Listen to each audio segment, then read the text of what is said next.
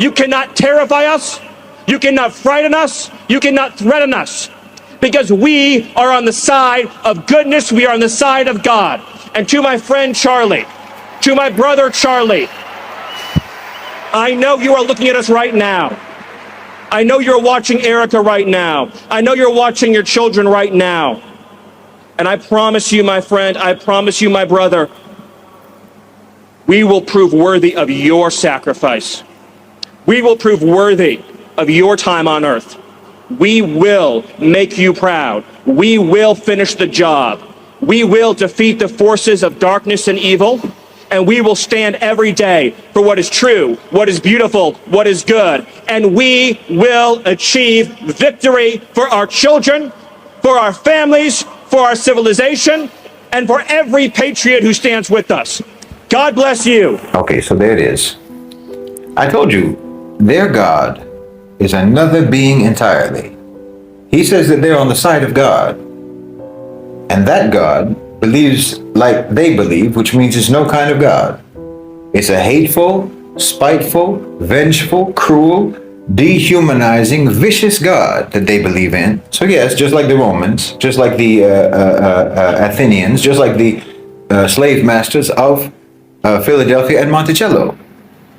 Imagine cynically using the death, the murder of his supposed friend to try to incite division and revenge, to try to threaten and boast and to negate the humanity and the basic human value of everyone who disagrees with his toxic doctrine. All emotions must be channeled into hatred and anger, aggression, intimidation. This is their reflex.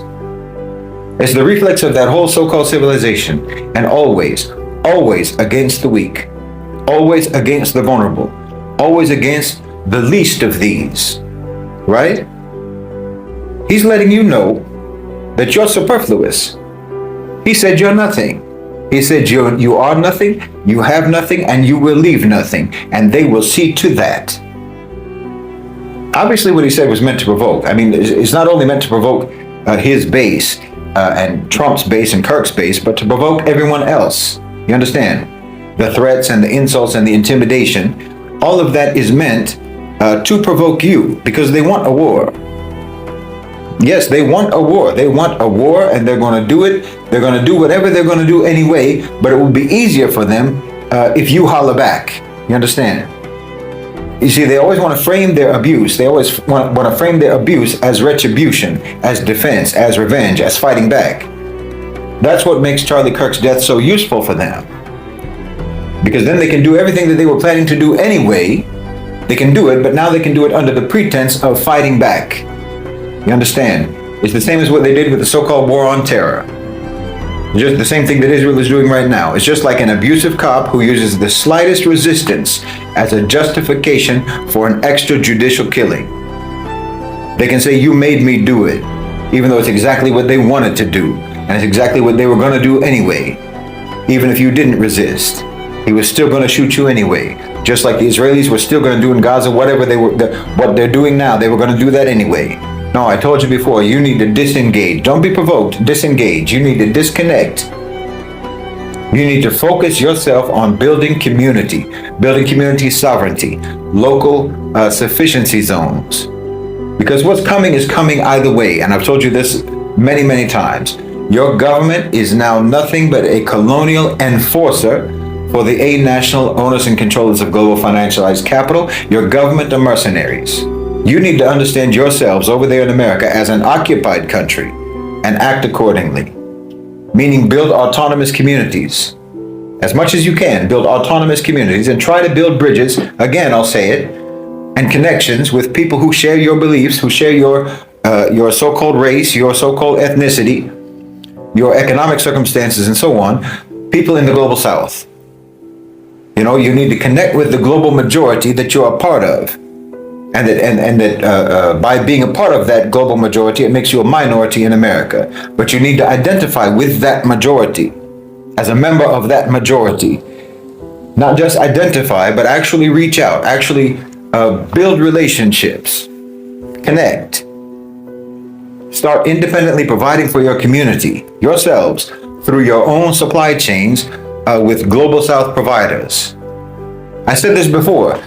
In my opinion, the African American community in America and other communities, other so-called minority communities like the Hispanic community, so-called the so-called Latino community, you need to come up with frameworks for recognition as diaspora communities of the BRICS countries. You understand? You need to try to propose some kind of mechanisms for how BRICS can actually recognize, can actually work with the populations of the countries in BRICS, but who live in the diaspora. That's how you need to identify yourselves and organize yourselves. Forget about identifying as an American. America doesn't see you that way. That's a one-sided relationship. It's like you put on a jersey, you put on the jersey of some sports team, and you think that that makes you a part of the team. It doesn't. That doesn't make you a part of the team. Well, that's your so-called citizenship. That's what your citizenship is. It's just a jersey that you buy at the gift shop. It doesn't entitle you to play the game. You don't get to play on the field, You need to realize that not everyone in the world is as sick as the society that you are living in. You need to understand this. No, see, in that cult of a country that you live in, they tell you that it's no better anywhere else, when actually it's better almost everywhere else. Not everyone is as insane and as monstrous as your government. Not everyone is as predatory and as psychopathic and as human-hating as your elites. No, it's completely abnormal. And yes, there is international law. Your rights are being violated under international law in America every single day. Your whole life over there is abuse. Your whole life over there is psychological abuse, economic abuse, spiritual abuse, intellectual abuse. And you ought to be supporting the invocation of Article 6. You ought to be supporting that, to kick America out of the United Nations so that the United Nations could actually finally be under the control of the rest of the planet, of the same people on the planet, instead of under the control of the United States. Then the United Nations, inshallah, could actually hold America accountable for all of its crimes all around the world, and its crimes against you. That's why I'm saying you need to start building communities that are autonomous outposts of the Global South, just located in America. You understand what I'm saying? Consider yourselves as part of the global community. Act like it. Learn from them. Work with them. Think about your human rights and your civil rights in terms of the global standards and the global norms under international law, not under your so-called constitution that isn't even worth the paper it's printed on. It was written by people who didn't even believe a word that they wrote, and the people today who swear to uphold the Constitution, when they take office, they don't believe a word of it either. But there are people around the world, there are countries around the world who genuinely, sincerely believe in law, who believe in human rights, who believe in civil rights, who believe in justice. And you need to connect yourself with them. You need to align yourself with them. You need to identify with them, join them, collaborate and coordinate with them.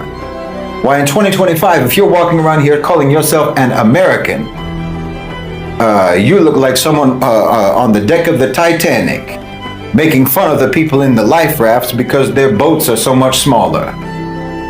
You understand how ridiculous that is? Yes, and while we're on the subject, you remember how the Titanic, when it was sinking, how it turned completely vertical and then it split in half, right? Well, that's how you can understand your right and your left in America. The Democrats and the Republicans are just the two broken sides of the Titanic, and they're both going down. Neither one of them is going to save you. Neither one of them is going to save you. They're both sinking. So get you a life raft. You need to get on one of those little dinghies and save yourself. Because when you have these people literally in your face calling you nothing, you best believe they're not going to help you. They're not going to help you at all. They're not going to protect you. They're not going to save you. They're already calling you nothing just so that they can get busy drowning you, and no one will complain about it. No one will raise any fuss about drowning you. I'm telling you, you need to understand what's happening. Don't misunderstand what's happening. There's no fight here. You can't fight against the fact that the ship is sinking. That's not a fight situation. That's a survive situation. That's an escape situation. There's no fight to be had in this scenario. And I'm not telling you to flee the country, even though that's what a lot of you are doing. There's a lot of Americans. We're seeing a lot of that recently. They're already doing it. More and more Americans are seeking refuge in the global south. They're coming here for asylum. But not everyone is able to do that. So you need to flee your country even while you're in it. You understand me? Carve out your own places there. Carve out your own communities. Like I said, sufficiency zones. You can get out of there even while you're still there. I'm not talking about solidarity as a slogan. Most people just use it as a slogan, but I'm talking about practical reality, real solidarity, economic solidarity. Because if you can't escape the country itself, you can escape the system as much as you can. Escape the system together and try to connect with sane people outside your country and outside your system. You can't fight what's happening because it's going to happen one way or the other. And the way things are playing out, you can't blame one side or the other side. You can't blame one individual or another individual. You can't say it's because of Trump. You can't say it's because of, I don't know, Elon Musk or any particular individual, any particular politician, or any particular party. It's happening because it's an inevitability and it must happen. There is nothing that you can do about it. You can't fight it. You can't reverse it.